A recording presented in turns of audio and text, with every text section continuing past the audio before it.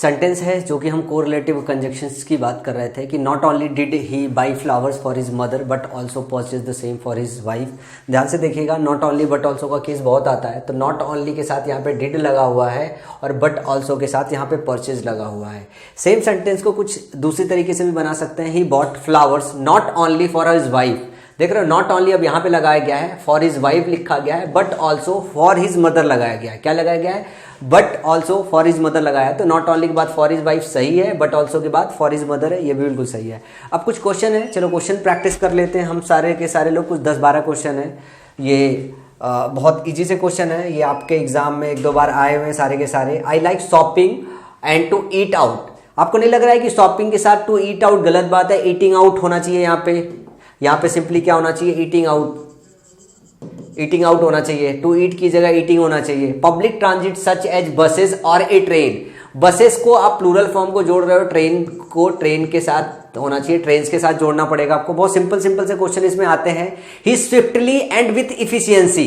Swiftly को with efficiency नहीं, efficiently. क्या होना चाहिए? इफिशियंटली। आपको इफिशियंटली लगाना पड़ेगा विथ इफिशियंसी को काट के। ही स्विफ्टली LY लगा हुआ है, स्विफ्टली एंड इफिशियंटली कंट्रोल्ड।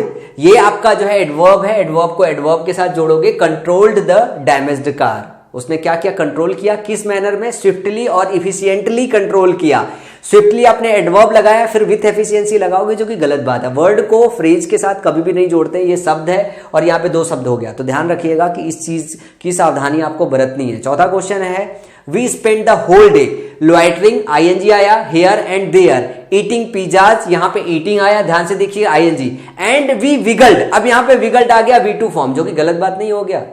यहाँ पे ING, वहां पे ING, यहाँ पे विगलिंग आना चाहिए। क्या आना चाहिए? विगलिंग आना चाहिए।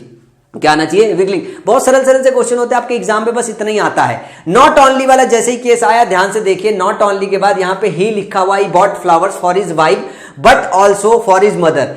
फॉर हिज मदर के पहले, अभी यही वाला सेंटेंस तो किया था हम लोगों ने, but also for his mother है, तो फॉर हिज वाइफ के पहले नॉट ओनली आना चाहिए। क्या आना चाहिए? नॉट ओनली यहां पे आना चाहिए। इसका पोजीशन आपको सही करना पड़ेगा। He bought flowers not only for his wife but also for his mothers. तो नॉट ओनली का जो पोजीशन आगे लिखा हुआ, इसको खिसका के यहां पे फॉर के पहले आपको लगाना पड़ेगा। He bought flowers not only for his wife but also for his mothers. इसके बाद है क्वेश्चन नंबर 6। क्वेश्चन 6 भी बहुत आसान है। My friends took me to a dancing show and then to a baby show. To a baby show, to a dancing show.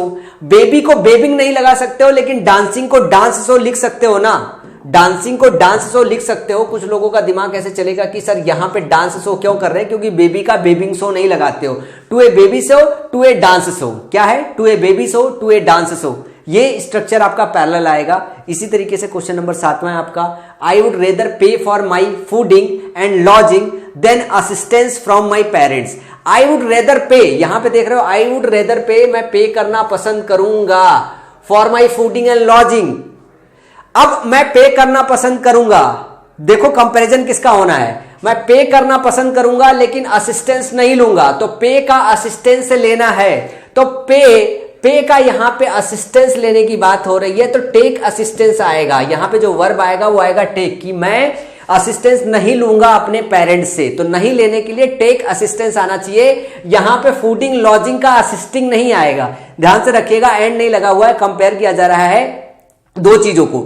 यहां पे comparison है, यहां पे कनेक्टर लगा के ऐड नहीं हो रहा है, कंपेयर किया जा रहा है। तो जब कंपेयर किया जा रहा है तो कंपैरिजन के लिए सेम चीजों को कंपेयर करोगे। लाइक आई वुड रेदर, मैं प्रेफर करूंगा, क्या प्रेफर करूंगा? पे करना अपनी फूडिंग लॉजिंग के लिए, असिस्टेंस लेने के बजाय अपने पेरेंट्स से, तो then take assistant from my assistance for my parents. फिर 8वां है, the school campus has space for a new playground but not computer lab. But not for computer lab होना चाहिए। किसके लिए?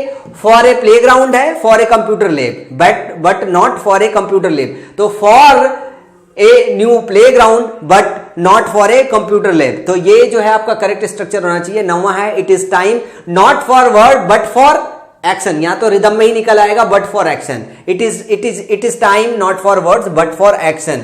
फिर 10वां है, my income is less than my wife. मेरी इनकम मेरे वाइफ से कम है। यहां पे मेरी इनकम की तुलना, कंपैरिजन हो रहा माई वाइफ से, जो कि गलत बात है।